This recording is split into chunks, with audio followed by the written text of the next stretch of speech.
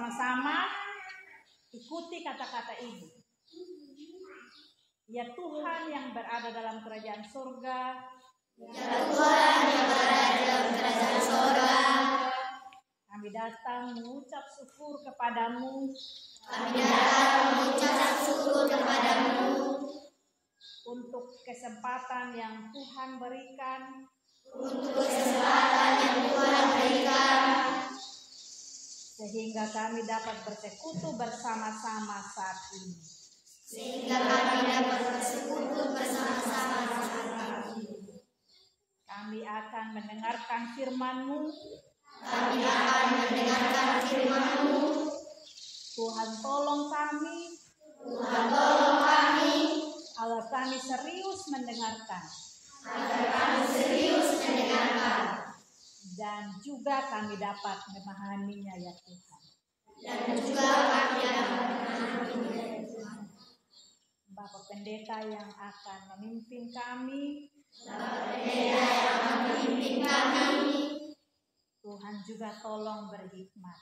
Tuhan juga tolong berhikmat. Mari Tuhan berkata-kata, Mari Tuhan berkata-kata, karena kami sudah siap untuk mendengarkannya. karena kami sudah siap mendengarkan. Dalam nama Tuhan Yesus, Dalam nama Tuhan Yesus, kami berdoa. kami berdoa. Amin. Amin. Dan persilakan kepada pendeta. Salam.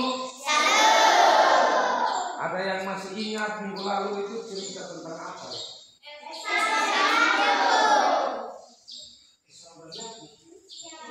Tentang Yeremia.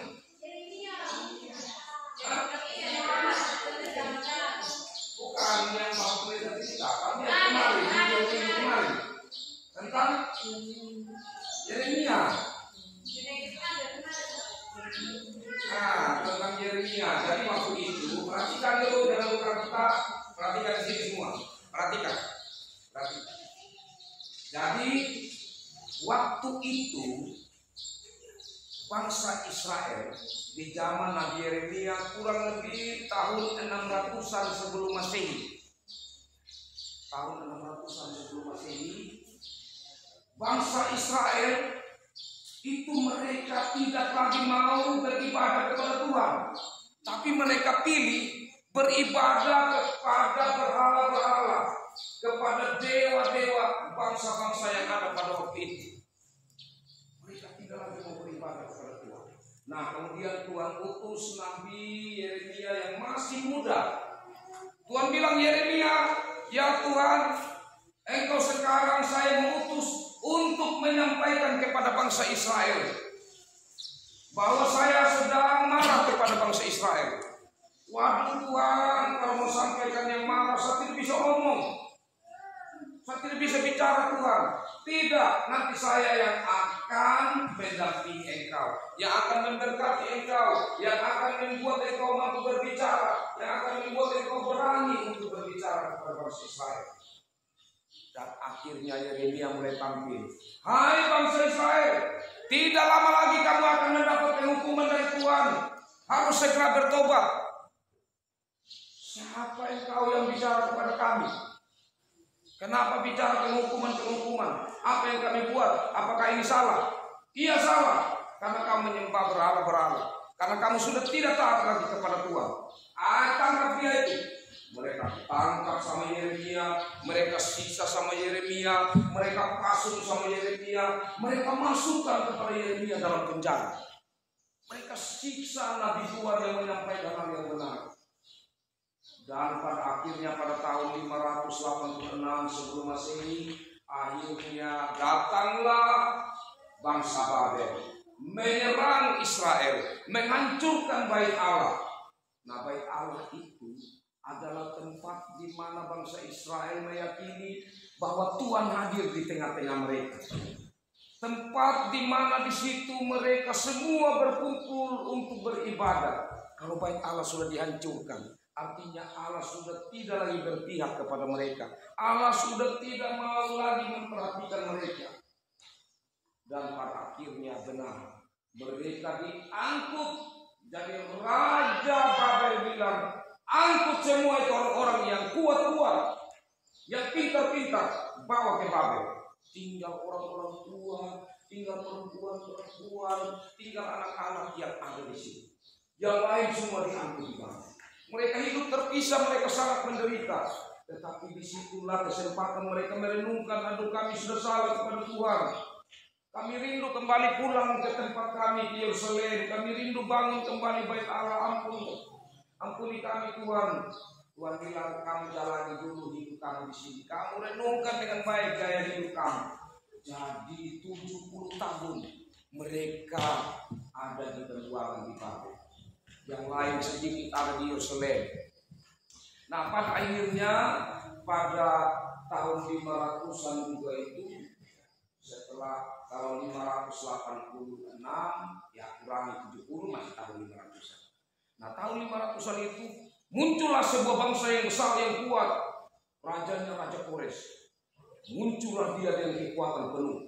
Dia menyerang Babel kan. Dan kemudian dia mengambil semua orang-orang Israel yang ada di Babel. Dia bawa di Persia. Nah sampai di Persia Tuhan berkarya kepada Raja Kores ini. Sehingga Raja Kores kemudian dipikir-pikir, wah ini orang-orang yang harus kasih pulang kembali ke tempat mereka. Maka dia bentuk satu kelompok, kamu duluan pulang ya. Beberapa waktu atau tahun kemudian lagi satu kelompok lagi kamu pulang ya. Nah waktu dia suruh mereka pulang, dia suruh juga orang-orang Persia ini, kamu kumpul bahan-bahan. Dan negara-negara jajahan dari Persia ini atau Raja Kores ini mengumumkan untuk semua mendukung pembangunan bait suci di Yerusalem. Jadi bangsa Israel itu mulai pulang ke tempat mereka memiliki kesempatan untuk membangun kembali Yerusalem.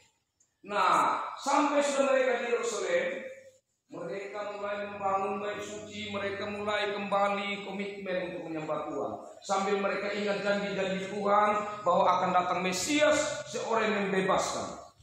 Jadi tahun 500-an itu mereka pulang. Tahun 500-an mereka pulang, mereka mulai menjalani hari-hari mereka pulang lebih 100 tahun. Berarti masuk pada tahun 400-an. Tapi mereka mulai tidak tenang.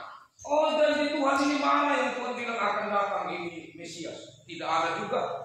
Apa yang mereka alami waktu itu? Dalam jangka waktu 100 tahun mereka ada di Yerusalem atau sudah kembali ke negara mereka. Mereka mengalami kelaparan. Mereka susah. Mereka bilang Tuhan, kenapa itu bangsa di sana yang tidak kenal Tuhan, tidak sembah Tuhan, dia kaya raya, dia hidup baik. Kenapa kami ini menderita? Oh Tuhan punya janji itu sudah tidak benar. Tuhan tidak mungkin tepat.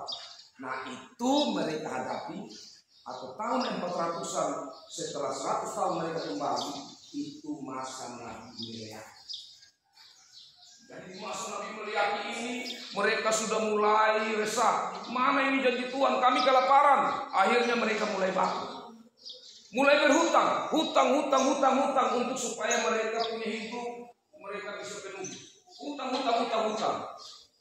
Tapi hutang itu makin bertumpuk. Bagaimana caranya ya supaya hutang ini bisa lunas? Akhirnya mereka ceraikan mereka punya istri.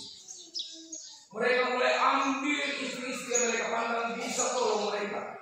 Dan istri yang mereka ambil itu adalah bukan orang Israel, tapi istri-istri dari bangsa lain. Mereka ambil, mereka jadikan istri perempuan-perempuan dari bangsa lain. Padahal bangsa-bangsa lain itu tidak menyembah Tuhan. Dan Tuhan sudah larang, kalau kamu orang Israel ambil istri, jangan ambil dari tempat lain. Ambillah dari orang Israel. Seperti kalau di rumah ini, ya contohnya Tuhan bilang, hai orang-orang hukum ada, laki-laki hukum ada, jangan ambil perempuan dari Vietnam atau dari Sabah atau dari Jawa. Ambil saja perempuan yang ada di rumah. Tapi mereka tidak mau, karena ini terdesak ekonomi. Waktu Rasul ambil istri yang lain-lain, ya berpikir bahwa, oh saya tidak mau ceraikan satu istri. Tapi bagaimana tutup semi utang? Dia jual dari anak perempuan. Dia jual demi anak perempuan, dia jual sebagai tutup utang. Kamu mau orang perempuan dijual begitu tutup utang? Iri ya. Dia jual. Mereka jual. Kemudian apa? Tuhan perintahkan kepada mereka, kalau ya kamu datang kepadaku, kamu orang berdosa, harus ada yang perantara supaya kamu ini bisa bisa datang untuk layak di hadapan. Kalau begitu lewat para imam, kamu harus bawa domba yang masih muda. Kamu harus bawa kambing yang masih muda jadi persembahan. Tapi tidak boleh cacat, tapi tidak boleh hewan yang sakit. Nanti hewan itu dia dipotong, darah hewan yang masih muda itu melambangkan kesucian. Jadi dosa-dosa umat akan diampuni dan umat itu layak menghadap Tuhan. Tapi apa yang mereka terjadi? Mereka bilang, oh kami sudah ada uang. Ini imam, ambil ini domba ini. Pada domba yang sakit. Berjalan tidak. Dan para imam ini terima juga. Para imam bilang, betul kamu ada susah ya, oke, pakailah ini. Ada yang datang lagi bawa lagi kambing yang buta. Para imam terima dan jadikan ini sebagai korban persembahan. Akhirnya Tuhan lewat Nabi Yeremia bilang, kenapa kamu berbuat jahat seperti ini? Kenapa harus hewan-hewan yang buta, hewan yang pincang, yang cacat, yang sakit, ini yang kamu bawa kepada saya? Kenapa harus bawa yang ini? Mereka bilang, oh kami kan susah, ini sudah yang ada, yang penting ada persembahan. Sama seperti begini, kita punya uang yang sudah terucap-ucap, yang sudah kalau kita bawa di paparan dia buang. Tapi itu yang kita tahu persembahan itu sebenarnya. Kalau kita simpan dan kita minta uang yang banyak, kita tidak mau ambil keseluruhan. Ingat persembahan kayaknya. Persembahan siapa yang diterima? Abel. Kenapa persembahan Abel diterima? Karena persembahannya itu lahir dari hati Abel yang tulus dan membuat persembahan yang lebih baik di hadapan Tuhan. Jadi bukan saja persembahan yang baik, tapi hatinya juga tulus. Jadi yang paling utama hati kita yang tulus untuk memberi kepada Tuhan, tapi juga apa yang kita beri harus yang baik. Bukan jumlahnya yang besar, tapi apa yang kita berikan itu lahir dari tulus dan itu yang baik. Nah, selanjutnya orang-orang Lewi tadi ini mereka membiarkan praktek-praktek itu terjadi.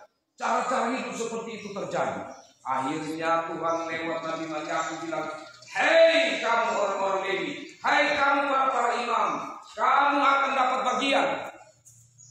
Karena kamu telah melakukan hal yang salah di mata Tuhan. Sebenarnya kalau kamu punya umat buat begitu, kamu tegur.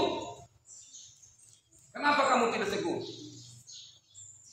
Jadi Nabi Maliaki menyampaikan berita itu kepada bangsa Israel, juga kepada para imam di sana. Nah akhirnya selain itu Tuhan juga sampaikan kepada mereka ada berita pengharapan. Kenapa? Karena waktu itu semua terjadi karena bangsa Israel merasa harapan mereka tentang datangnya Mesias tidak hilang. Tuhan bilang begini kepada bangsa Israel lewat Nabi Maliaki, hai umat Israel, sekarang siap kamu punya hati supaya kamu tidak mati waktu yang saya utus itu datang. Dan Tuhan janji kembali kepada mereka bahwa Mesias itu akan datang. Tapi Mesias datang itu dengan api yang menyala-nyala. Jadi kalau orang-orang yang berdosa, maka mereka akan seperti emas yang kokoh, yang nanti bisa habis. Hanya tinggal sedikit dari emas. Jadi emas itu dia memiliki unsur-unsur, banyak unsur waktu awalnya orang dapat emas dikali kemudian orang satu emas itu lewat proses bakar dulu. Jadi kalau kita dapat satu pegang begini nanti mesti kita karena apa-apa yang lain yang ada di emas itu yang belum murni itu harus dia dimurnikan, dibakar berulang kali, dapatlah yang lebih. Jadi Tuhan datang ibarat api yang besar yang akan memurnikan orang Israel. Nah, di sini orang Israel merenungkan, oh begitu kami harus persiapkan hati. Oke, kami siap hati Tuhan, kami nantikan Engkau. Nah, setelah Nabi Maliaki menyampaikan berita pengharapan itu, Tuhan tidak bicara lagi. Ingat ini. Kitab terakhir perjanjian lama kitab apa? Maliaki. Jadi setelah Nabi Maliaki menyampaikan semuanya tadi, Tuhan tidak bicara lagi.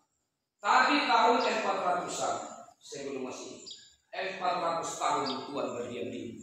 Sampai pada masa Yesus datang, Tuhan berbicara. Tapi sebelum Tuhan Yesus berbicara, siapa yang Tuhan utus berbicara kepada orang Israel? Nabi yang terakhir. Ada yang tahu?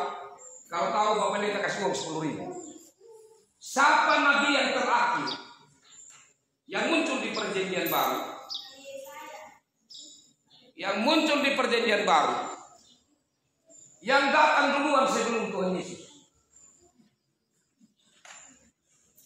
Bapak Pendeta, siapa yang tahu? Angkat tangan.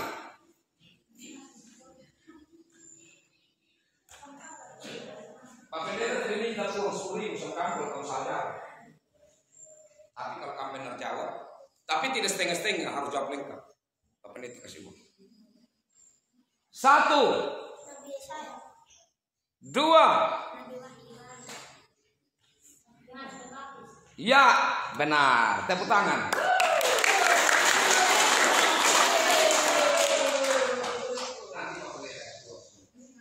Nah, Yohanes Pembaptis, dialah yang mempersiapkan umat supaya murnikan hatinya. Hei kamu, bertobatlah karena kerajaan Allah sudah datang. Jadi berita pertobatan ini adalah berita pemurnian supaya mereka yang merenungkan, oh kami tidak boleh hangus terbakar, kami tidak boleh musnah. Ini kalau sudah datang, kalau begitu kamu siap, kami harus siapkan hati menyambut Dia. Nah, jadi Yohanes Pembaptis menyampaikan itu kepada umat. Nah, karena itu maka kita sekarang ibarat umat yang sedang mendengar berita pertobatan untuk menyambut hari Natal. Yesus datang. Bukan Yesus datang yang pertama kali lagi, tapi Natal Yesus datang, Tuhanku datanglah. Itu berita pengharapan untuk Yesus datang yang kedua kali. Yesus akan datang nanti. Itu pada hari penghakiman, hari kiamat. Tuhan Yesus akan datang lagi. Kali ini kita menyanyi Maranatha, Maranatha, Tuhanku datanglah. Sediakan apa? Pelita. Sediakan hati, sediakan pelita untuk menyambut Yesus yang datang yang kedua kali. Nah, karena itu maka sekarang harus kita siapkan hati kita untuk menyambut hari Natal ini. Murnikan hati kita. Jadi kalau ada yang selama ini masih melawan orang tua, ada yang melawan sama guru, ada yang tidak beribadah dengan baik, yang datang ibadah hanya melakukan bermain, bertobat. Ya, waktu pulang di rumah, bapak tanya, mama tanya, Sari, tadi itu cerita firman Tuhan tentang apa? IP-nya ada kurang pakalmu. Nah, ini tidak boleh. Jadi dengar baik-baik, maka sampai rumah kamu akan bisa ceritakan kepada orang. Firman Tuhan tadi dari Meleaki pasal 2 ayat 17 sampai pasal 3 ayat 1 sampai 5. Jadi sebentar kamu bisa baca kembali di bawah bantuan Ibu Pengasuh. Demikian cerita firman Tuhan. Tuhan Yesus memberkati. Salam. Bapak kembalikan kepada Ibu Pengasuh.